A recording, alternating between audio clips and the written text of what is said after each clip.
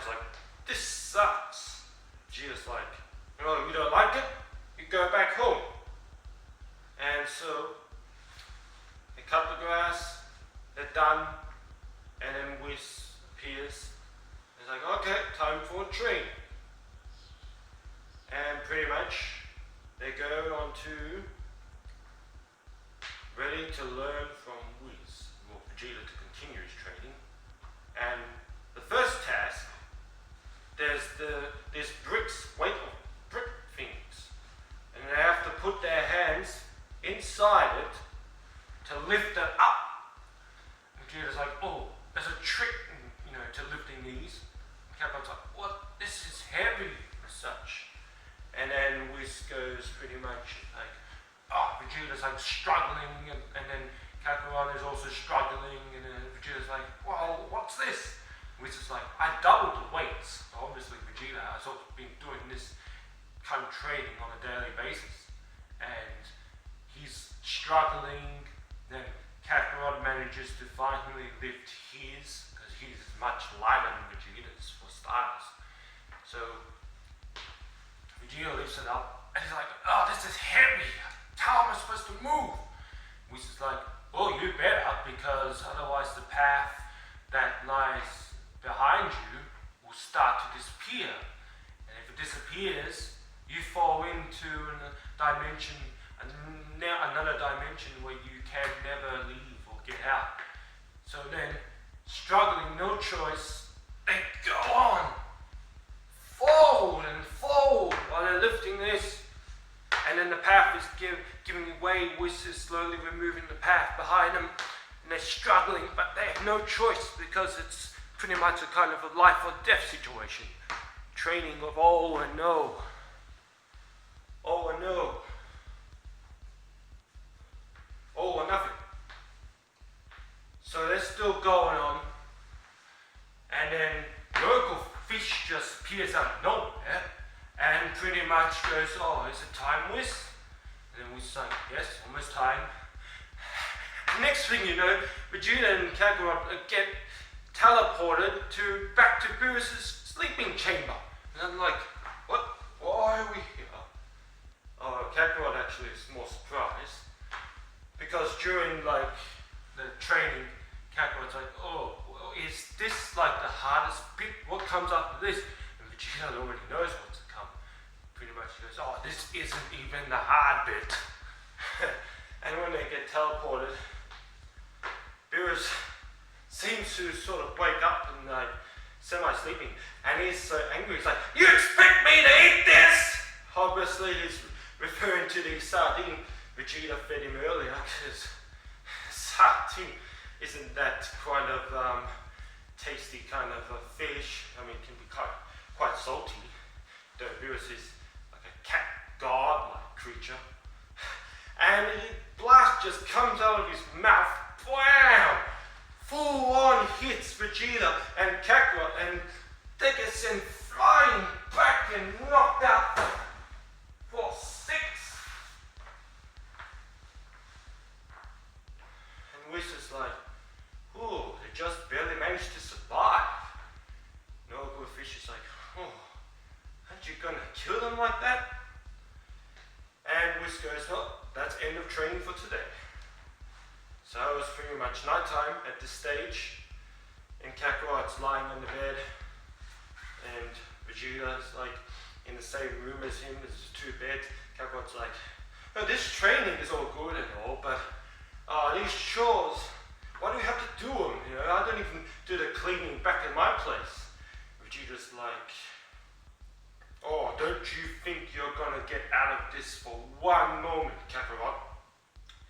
In fact, he doesn't like Kakarot's antics quite a bit. He kicks his own bed towards as far away he could get from Kakarot, into the very side of the wall. And Kakarot's snoring and sleeping, and Vegeta's obviously quite annoyed. The very fact that he's on the planet, doing the same training as him, as such. So we cut to Whis, and Whis seems to be playing this kind of unusual game with the local fish. and pretty much Oracle Fish is like, isn't this training too harsh? They're gonna die. And then Oracle Fish goes, why don't you let them become the Super Saiyan thingies? Which is like, oh, that won't do it all, you know. Pretty much the aim of the training is for them to raise their ki in their base forms as high as they can, you know. Especially now they have acquired the godly ki. You see, in the past, both Vegeta and Kakarot both, they would just rely and train on this in their Super Saiyan states, increasing that, you know, way too much, you know, instead of focusing solely on their base forms. You know? But when it comes to this sort of training, it's different. And Whis also pointed out that during training, Vegeta and Kakarot realized this, and none of them even transformed to Super Saiyans. Even though they were facing the dangerous odds when they were lifting the weights up. So pretty much Whis points to a trick there about this high in power in terms of just barely able to sense godly ki and having godly essence. But Beerus's castle was like this high, you know, and if they train their base forms, and they can potentially reach that high. As a matter of fact, now it makes sense in the way that they increase their godly ki while in their base forms, and that infects their Super Saiyan states. So, and Whis goes, oh, well, if they need to transform to Super Saiyans, then, you know, they can as such, you know, but when their base forms are so up high, they won't really need to unless it's like dire straits. So pretty much Super Saiyan God, Super Saiyan, or now it's referred to Super Saiyan Blue to cut short. Pretty much that's how the form changes. So no longer the gold blonde hair.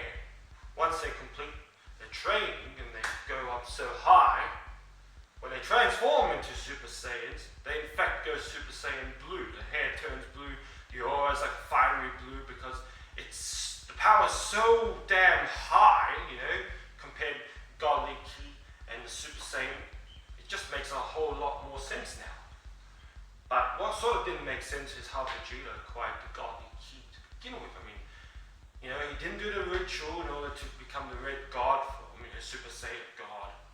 But the theory still lies that during the ritual itself, he somehow managed to absorb some of that godly ki.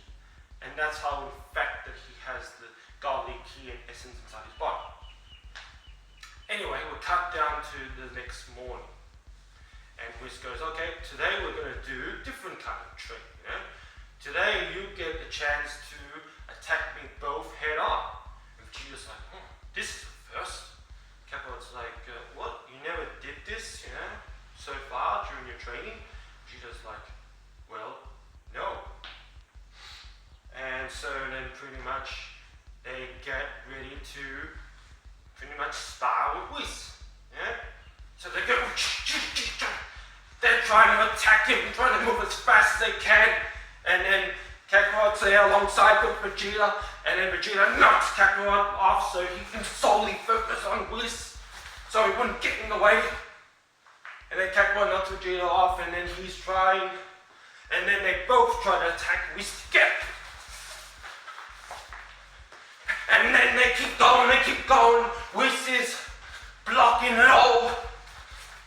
And then it got to a point where Whis is, stop.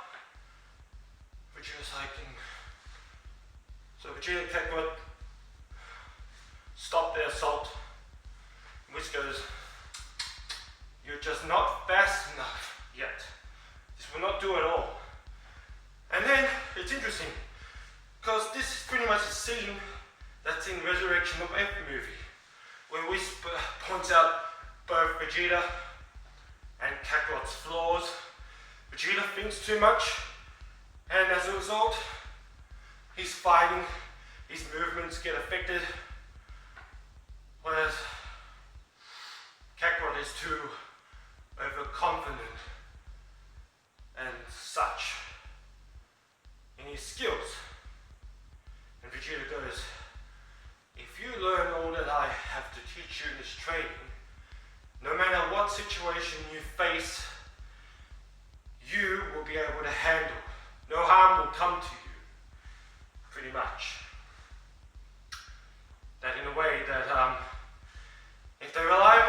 instincts and don't get too overconfident and all that, they in fact can become better fighters.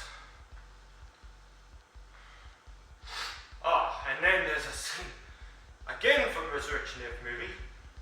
Whis steps in poo. Cat goes like, Whis, you're stepping on poo. And Whis like, well, obviously my shoes can't think for themselves. Gee, the cat will like that.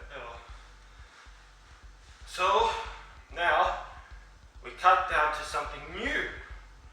So we go on to where it appears Frieza's leftover remnants of soldiers, being a Sorbet and Tagoma and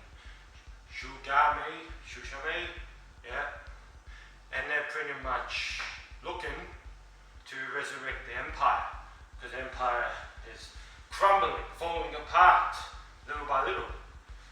And in fact, then we cut down to Champa and Vardos' very first appearance. Finally, it took until episode 18. And they only appear for a brief moment, but it's still enough of an impact. So they appear in front of this planet looking thing. And it seems like they're searching for something.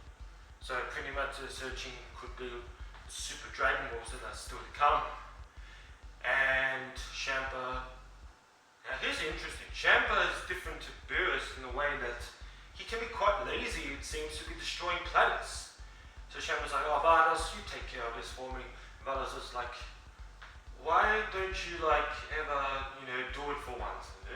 Because Vardos is the female version of equivalent to Whis as such, and Champa is equivalent to Beerus as such. As you find out later on, they're somehow related because they come from twin parallel universes, being Champa Vardos Universe 6 and Beerus and Whis Universe 7, in fact.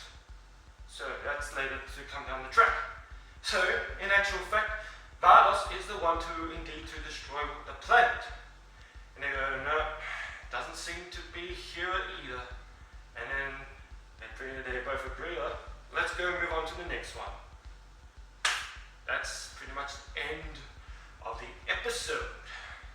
Yes, and next week is when it truly begins. Frieza's leftover soldiers go to Earth, and in fact, they resurrect Frieza. Frieza will be coming back. Now here's an interesting scene that hasn't been seen in the movie. Frieza seems to be conjuring his famous death ball as such, a supernova. And he seems to be aiming it towards a planet or something. And it's interesting because this could indeed catch the attention of Champa